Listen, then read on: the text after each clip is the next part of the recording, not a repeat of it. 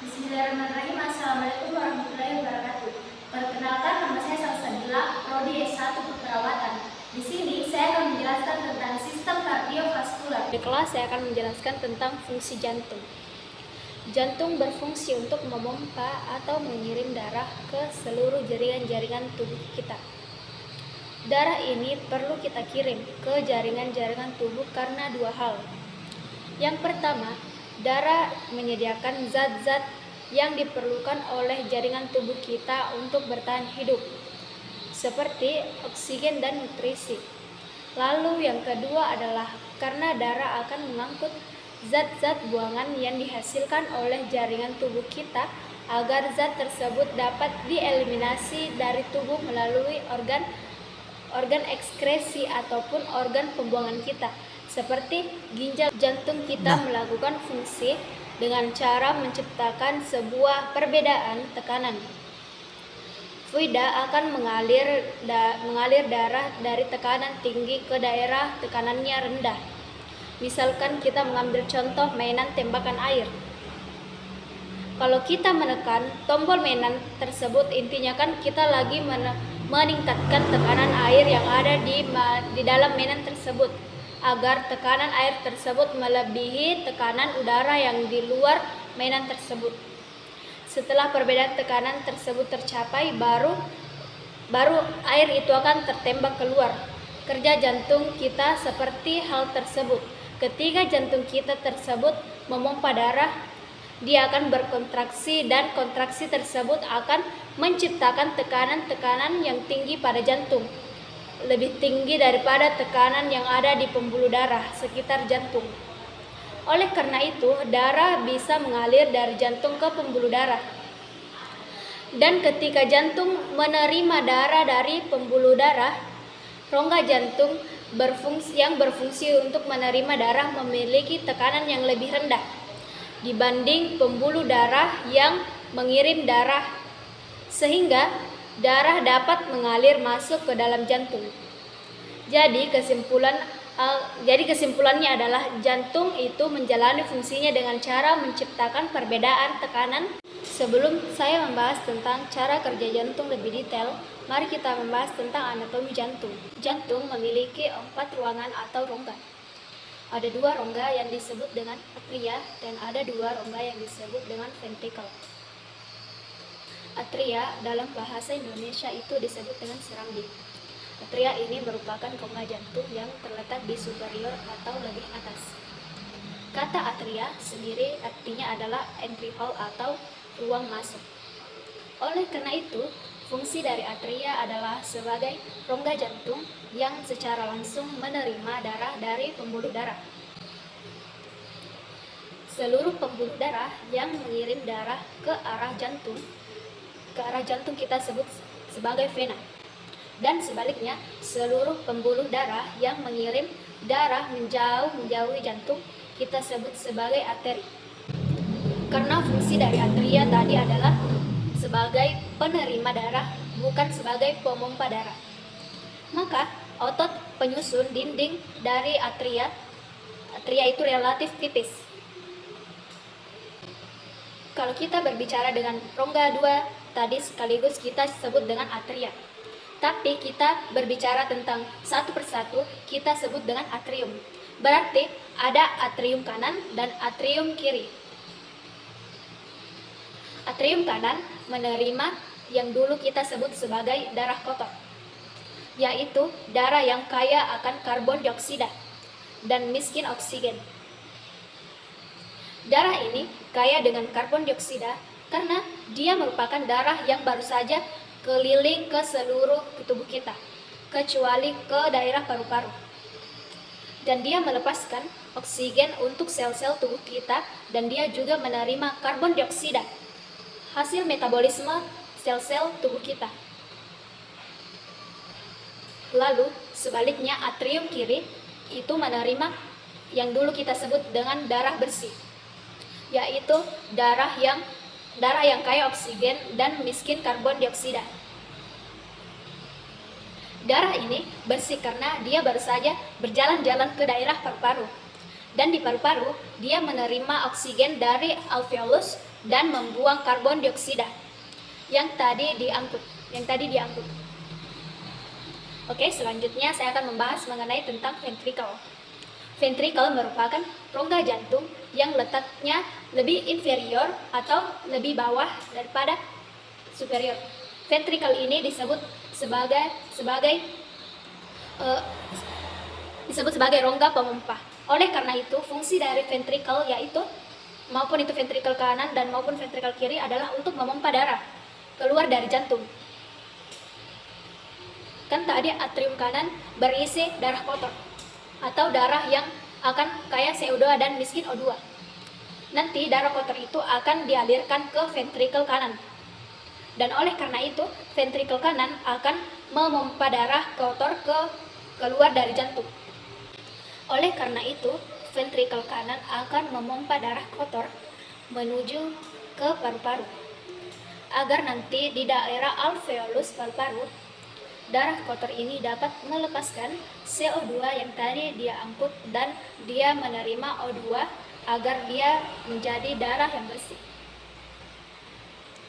Arteri yang mengantar dari ventricle kanan ke paru-paru disebut dengan arteri pulmonalis kanan dan kiri. Karena pulmonalis itu artinya sesuatu yang berkaitan dengan paru-paru. Seperti yang saya katakan, darah yang melewati paru-paru sekarang sudah kaya oksigen dan rendah CO2. Darah ini akan dikembalikan ke jantung, yaitu ke atrium kanan atau kiri, ke atrium kiri. Kan saya sudah membahas atrium kiri berisikan kaya oksigen.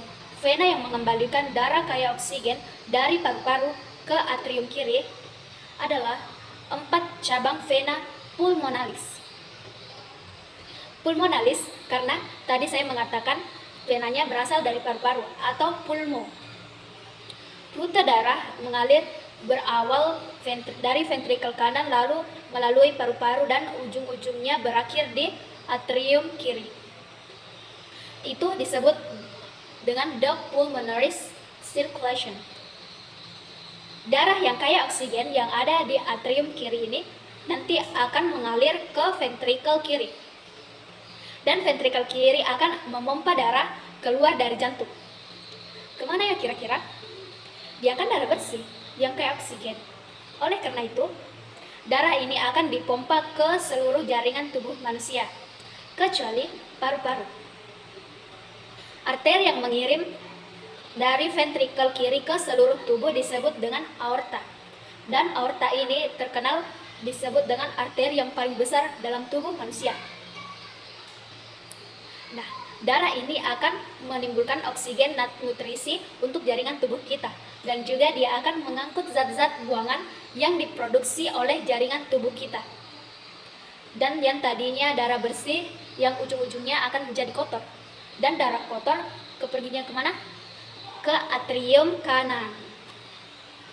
Darah yang masuk ke atrium kanan melalui 3 vena, yaitu superior vena cava untuk darah yang berasal dari paruhan atas tubuh kita, inferior vena cava untuk darah yang berasal dari paruhan tengah dan paruhan bawah tubuh kita, dan coronary sinus untuk darah yang berasal dari otot jantung. Rute sirkulasi darah yang berawal dari ventricle kiri lalu lanjut ke seluruh jaringan tubuh manusia kecuali paru-paru dan kembali lagi ke atrium kanan. Itu kita menyebutnya dengan sistem circulation. Sistem yaitu rute yang melalui seluruh jaringan tubuh kecuali paru-paru.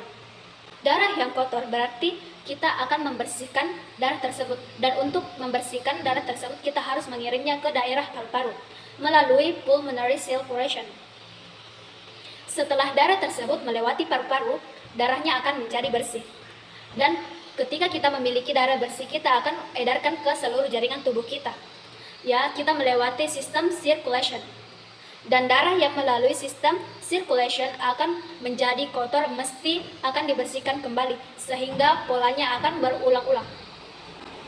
Oke, baiklah, cukup sekian penjelasan tentang sistem kardiovaskular. Saya akan melanjutkan dengan sistem reproduksi. Baiklah, saya akan melanjutkan materi tentang sistem reproduksi atau genitalia pada pria.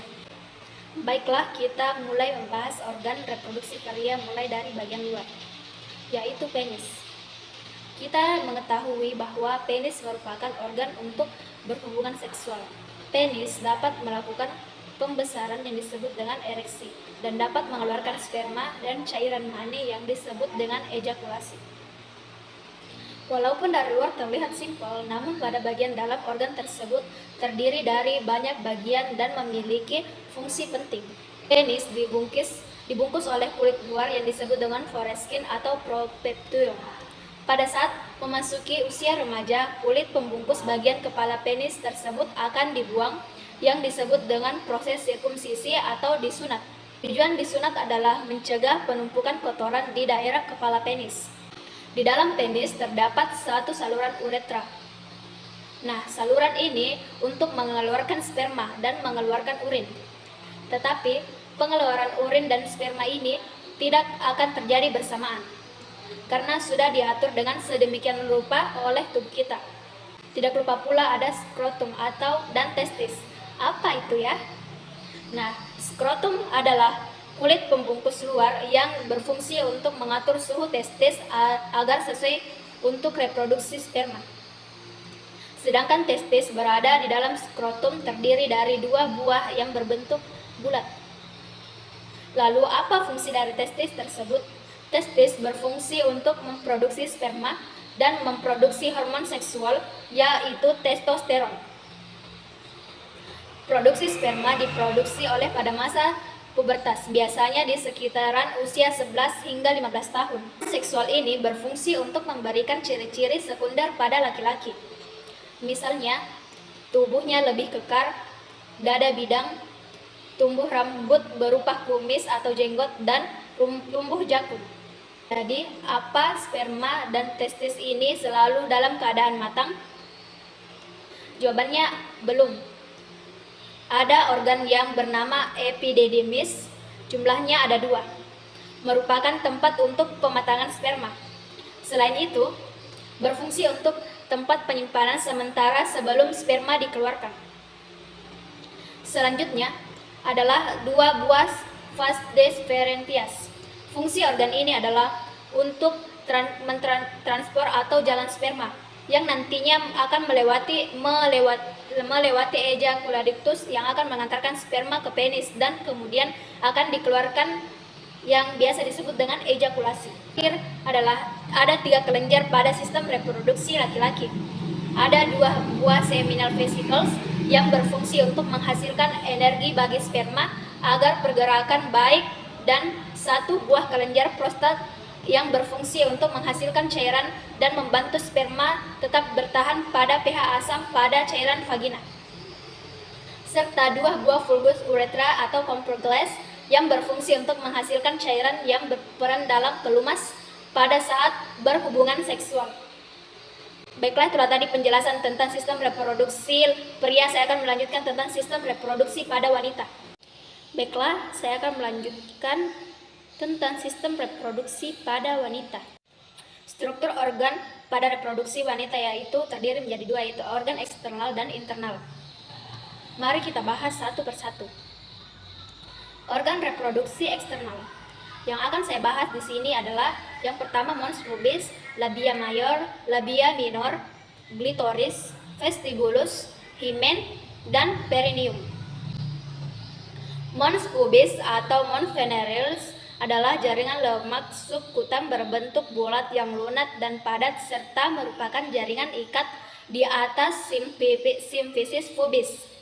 Mons pubis banyak mengandung kelenjar minyak dan dapat ditumbuhi rambut berwarna hitam, kasar, dan ikal pada masa pubertas. Ini berperan dalam fungsi seksualitas yang melindungi simfisis pubis selama berhubungan seksual. Semakin bertambahnya usia, jumlah jaringan lemak di tubuh wanita berkurang dan rambut pubis akan menipis. Selanjutnya adalah labia mayor. Labia mayor adalah 2 lipatan kulit panjang melengkung yang menutupi lemak dan jaringan ikat yang menyatu dengan mons pubis. memanjang dari mons pubis ke arah bawah mengelilingi labia minor, berakhir di perineum pada garis tengah. Panjangnya sekitar 7-8 cm dengan lebar 2-3 cm dan tebalnya 1-1, cm dan agak meruncing pada ujung bawah. Labia mayor melindungi labia minor, meatus uranius dan introitus vagina atau lubang vagina. Memiliki pigmen yang lebih gelap daripada jaringan di sekitarnya dan ditutupi oleh rambut yang kasar dan semakin menipis ke arah luar perineum. Bagian ini mengandung suplai kelenjar sebasea dan banyak kelenjar keringat serta banyak mengandung pembuluh darah. Selanjutnya ada labia minor. Merah kemerahan dan memungkinkan labia minor membengkak bila ada stimulus emosional dan stimulus fisik.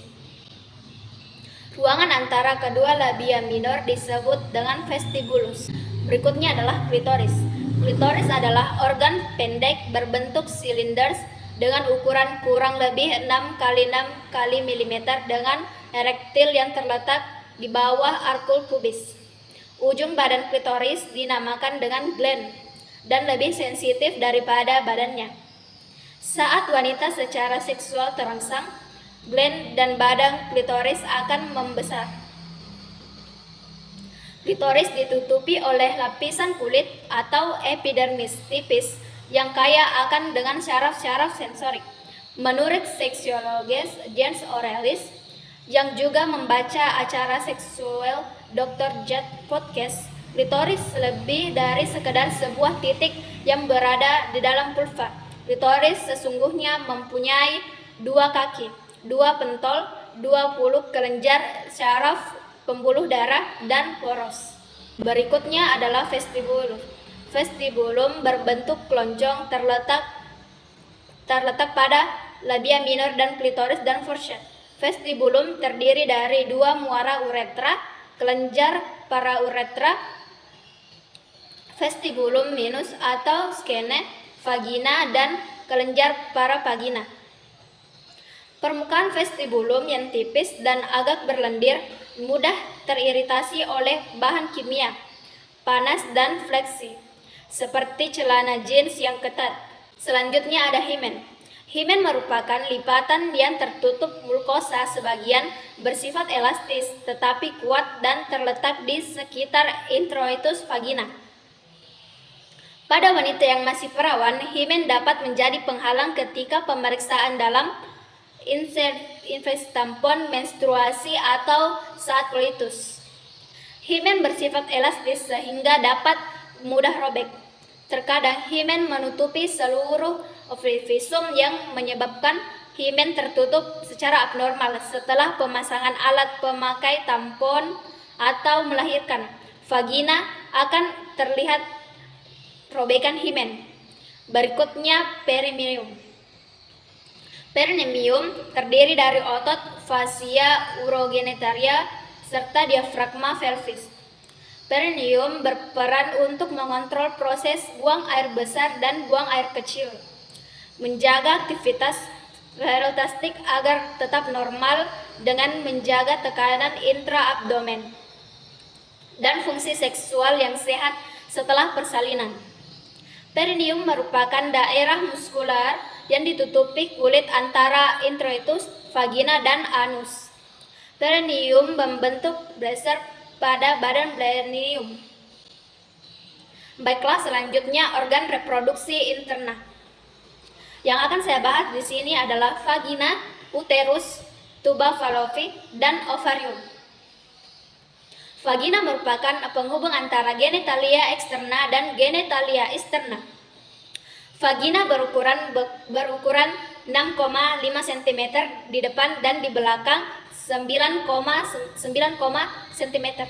Pada puncak vagina terdapat ada bagian menonjol pada leher rahim yang disebut dengan forcium.